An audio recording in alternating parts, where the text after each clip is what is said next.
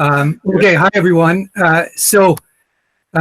Big mission that Jakob lined up for me there, but I will try to give you first a rundown of solutions journalism, just very quickly, because the term is used all over the place, and I'm not sure if we're all on the same page there. Sometimes you hear constructive journalism, sometimes you hear solutions-oriented journalism. So I prepared a couple slides, and hopefully, I'm kind of new to Google Meet. I'm more of a Zoom guy, but hopefully I can get this to work.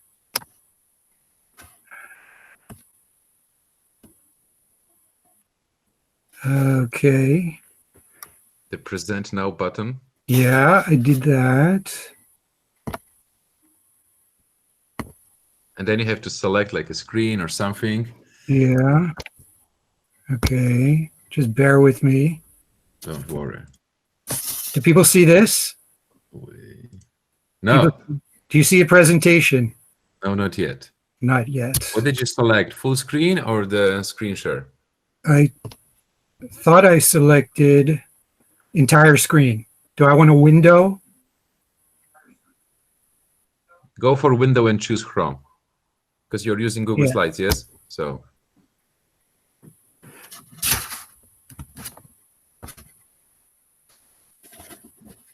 And by the way, if you notice my water cam. Are we working now? Still not. Well, then I'm going to do it for you. Hold on. Why don't you do it for me? Because I thought I tested it, but. Now it's there. Jeremy is presenting. Yay. Okay. So we're okay? Yes, we're on. All right, great. Okay, so just a little bit about transitions very quickly. As Jakob said, we've been around a long time. We're in online magazine covering Central and Eastern Europe, so about 30 countries, mostly analysis and in English. And then we do a lot of journalism training. And over the last 3 years, we've been trying to boost knowledge and experience with solutions journalism as a partner of the New York-based Solutions Journalism Network. And Jakob has been our partner in Poland for a couple of years. So just that's very quickly about us. I'm going to just show you a couple slides. I think a lot of it might be ironic given the current situation, but usually we start these presentations by just showing everyone all these horrible headlines and just trying to get a better understanding of why people today have what is called news fatigue. And obviously you all know this, the media tends to concentrate on all the bad stuff out there, and that's the main part of the story and often the only part of the story, leading to what's called news fatigue and a lot of people just tuning out. A lot of studies have been showing this over the last couple of years. Instead of people watching more news, they're actually watching less because it depresses them. It gets them in a bad mood, and they don't like to have that kind of mood. So this is what happens. People end up feeling defensive, feeling fearful, helpless. A lot of what's going on now, obviously, justified because of what we know what is going on. But a lot of people just, as I said, tune out. And again, we all know this theory of change, so this is not going to be news to any of you, but usually journalists are acting as the watchdog over democracies, pointing out what's wrong, doing investigations. So proponents of solution journalism are never saying you shouldn't do that, but saying more you have to tell the other part of the story and act as a guide dog. Really tell people not just all the bad stuff, but where solutions are working to create a better world. So again, this is going to look strange now just because of what we're going through, but typically we're telling people that these were the kind of stories that we all saw when Ebola was ravaging Africa. But rarely do people actually know what happened after. And I've done this workshop many times. My colleagues have done as well. We have big rooms and we ask people, okay, you know what happened, but what happened afterwards? How is it that we're not talking about Ebola as much as we used to? And there have, of course, been some outbreaks more recently, but generally people just don't know because the media tends not to write stories like this. How Nigeria stopped Ebola, what they did, how they quarantined people, all the stuff we're talking about now was only briefly covered by the media and only by a select group of media.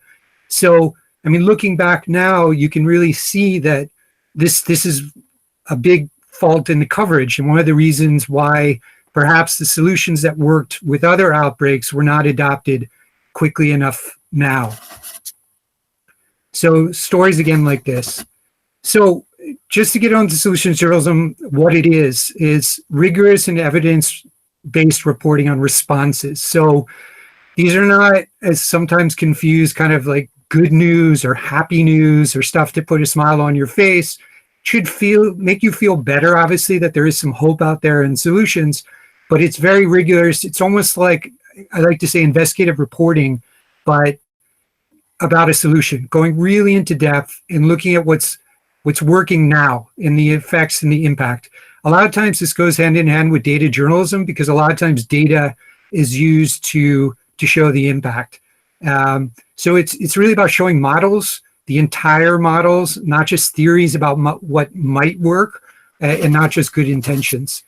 So again, just to summarize a bit here, solutions journalism leaves the audiences inspired rather than depressed. There should be some kind of hope, what Jakob was talking about before, and it should be the whole image of an issue, not just the problem, but the solution as well.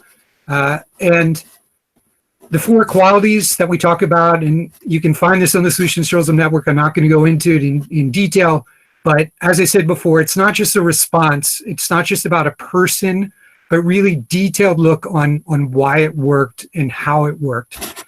Evidence is always key to the approach, and then insights. So when we read one of these stories, they should help us to think about adopting that solution in our own town, city, or country. It just shouldn't be inspiring, again, like a good news story, but enough details there to tell us how it can actually work and if it can work in a certain society.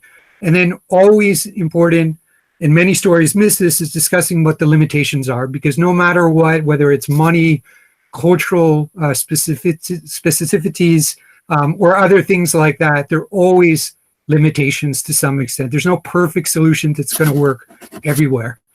So that's kind of where we usually end things, and when we're telling people about solutions journalism. But obviously we're in the midst of this crisis now, where everyone is trying to figure out what are the best resources to cover it and in what frame. So the Solutions Journalism Network in New York has been putting together a bunch of resources. We've been doing the same. Here are just a couple that might help you get started. SGN is doing a webinar this Thursday and this Friday on covering the outbreak with a solutions focus. There's also, and this will be really helpful, I think, for people, a solution story tracker, which I think by now has overall over 8,000 or 9,000 stories that are solution oriented in a whole bunch of fields. You can go in there, you can search, but they've also put together a special folder of stories on the outbreak and solutions that are being adopted in places like South Korea and elsewhere. I checked this morning, there are about 40 there. They're adding them, I think, throughout the day. So you'll probably find more and more there. And also, if you see stuff in your own media, they would really appreciate if you share it with them. They also have a newsletter that you can sign up to. We're starting up our own newsletter later this week. There, I put the URL, but we'll be publicizing it as well. Those resources that we're going to offer, including some webinars coming up, will be more oriented toward covering the crisis in Central and Eastern Europe, which is quite different, obviously, than covering it in the U.S. The U.S. webinars, I think, will be useful for anyone, but specifically focused on the U.S. situation. There's also a Slack channel, and then they've been putting up interesting posts about different coverage aspects. One of these, which they put up, I guess, a couple of days ago, is 24 questions to frame reporting. So those are questions like this. You can see it's not just about the medical side per se, but things about how single parents are dealing with it, what are solutions which are being adopted, how to counter racism against Chinese and other groups, what's working to overcome social isolation, and different aspects, like how various parts of society, including civic groups, have been dealing with it. So that's part of the idea of coming up with some kind of light at the end of the tunnel. Maybe Jakob was expecting to be little more optimism, but I think, we all don't know where things are going to go from here. And the key is to really, as quickly as possible, try to get out there solutions that seem to be working in other parts of the world. This is a challenge for all the people that do solutions journalism as well, because usually it's a longer process. We have to really dig in, look at all the evidence for long periods of time, do our homework, and it usually, not always, but it's usually not news oriented. And now solutions journalism has really come to the forefront of trying to offer the solutions almost in real time, which makes it a lot more difficult. I mean, Mary was talking before about investigations. You wouldn't want to do an investigation overnight. The same thing traditionally with the solutions journalism story, but in this case, I think it's something which we're all going to have to accelerate the time we need to write about these stories, investigate them, be sure that this is truly a solution that's working. Because the worst thing in a crisis like this would be starting to claim, as many people have, that a solution is working 100%, everyone should adopt it, there's some kind of magic formula, and then it turns out not to be true. That makes people more depressed and less likely to believe stories the next time. So this is what we're talking about now, and obviously it's not just now, but whatever comes after this, it will be prime time to do solution stories, to talk about the industries that are making a comeback, talk about different programs or local initiatives that are making a difference, and again, try to give people some hope that things can turn around sooner rather than later. So maybe I'll leave it there. I don't know if there are questions, or maybe Jakob, who's also talks a lot about this stuff, has something to add. Yeah, man. Thank you very much. You can stop your presentation. So, so actually, we are at a very interesting point, because if you would go to the Solution Journalism Tracker, and then browse for the stories which are like the solutions journalist stories for coronavirus, you see that they are actually coming and covering countries from Asia, like Taiwan, like South Korea. So we are in this very interesting mix here with this at the event, because we are actually connecting those two regions a lot. I am actually, and that is a discussion which we have with Jeremy quite often. So there is a proper solution journalism, and then there is this solution-ish story. Here, I mean, so when I think about doing the solution stories right now, the ideas which come to mind, it's simply they require time, especially to investigate properly the downside of it, what may not work, what was the impact. How would you think to address it? Especially, I mean, in solution stories around the coronavirus itself. Would you just wait? Would you wait a little? Or because, one thing, there is this huge pressure to deliver a story. And the second one, this is a story which requires some time to measure the impact. Yeah, no, I think we probably have to differentiate between the medical related stories and then the other kind of things which people are doing, which seem to be working to decrease isolation, or, I don't know, get schools working online, or local initiatives to spread knowledge. Because I think it'll be really difficult, I think, for us as journalists to move forward quickly and claim some, whether the face masks are working here or there, and there are different theories according to each country.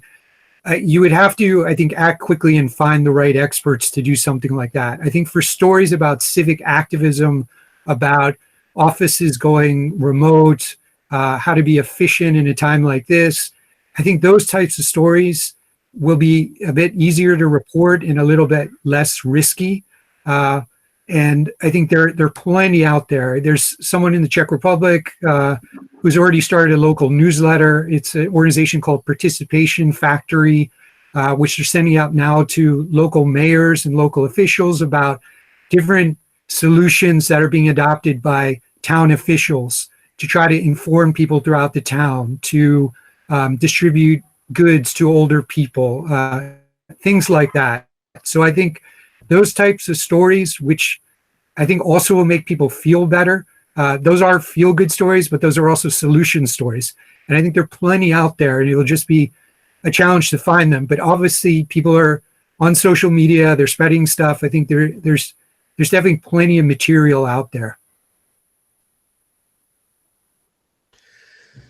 Yeah, I mean, we are also looking at, for example, one thing is strictly dealing with coronavirus, with containment and different strategies which work or they don't.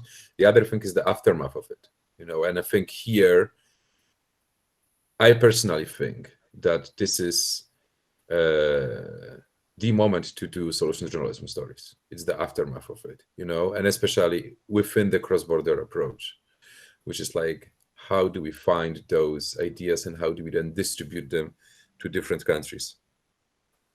Yeah, no, I would definitely agree. I mean, there's definitely countries that are farther behind and countries that unfortunately are going to face what we're all facing now. And I think those stories that come after, again, like I said before, people adjusting back to normal life, people, industries getting back on their feet. How did people how did things get integrated back into normal life, and what's working? There will be plenty of those types of stories, I think, to find, and it'll be the challenge again of journalists to talk about how these are adaptable from one society to another, but also just get those stories out there, not just among the public, but among the politicians. I think, we often assume that politicians are all-knowing. Sometimes I guess we assume they know nothing, but sometimes I guess we assume that they will hear all these types of stories from abroad, and just their advisors will be telling them. But probably in the future, they're going to be getting a lot of these solution stories from the media and just getting an idea like, oh, this is working in South Korea or Japan or wherever it would be. And maybe we should try something out as well here. Okay. Well, Jeremy, I mean, I fully agree with you, and I think this is why we need to find also new ways to collaborate and stay in touch, because as Tabia was pointing out, we lost the typical way of how we as a community come together with these events. Your event is scheduled for December this year, so you have a high chances of getting all of us there. So. And it's actually called What Works. At least the theme last year was What Works, yes? So that's the theme again. So another ideas for solutions journal stories are the solution stories about how did media find solutions to actually reinvent themselves within this whole situation. Yeah, maybe just add one thing, because you were worried a bit about freelancers before. We'll be soon launching a call for proposals to be covering solutions-related stories related to the outbreak for journalists in Central Europe and also in the Balkans. So it's not targeted only towards freelancers. It can also relate to journalists working for media outlets. But this is an opportunity, I think, also for freelancers and others to quickly do the research, figure out what's working elsewhere, and try to bring it to your own media. We're looking particularly for stories that can have some kind of impact locally. So it's great if they're written in English and so on, but we're really looking for journalists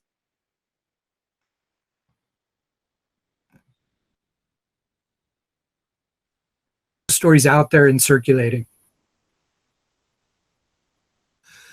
Okay, great. Yeah, I mean, whatever opportunities we can send for the freelancers is good. Share that call with us so we can spread it all among our channels for sure.